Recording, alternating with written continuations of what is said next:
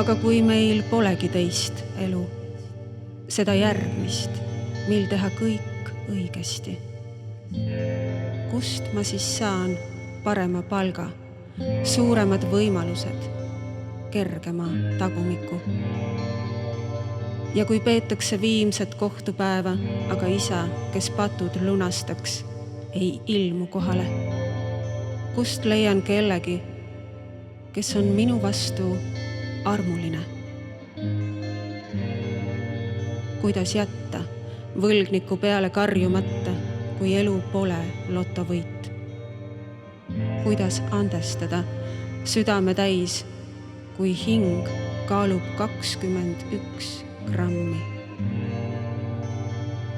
Ja kui lühike lõbus päev on minu jaoks piisav, kuid temast kujuneb otsatu kõrb, surmajõgi kuivab, ülevedaja on töötukassas arvel, kust võtan jõu elada igavesti?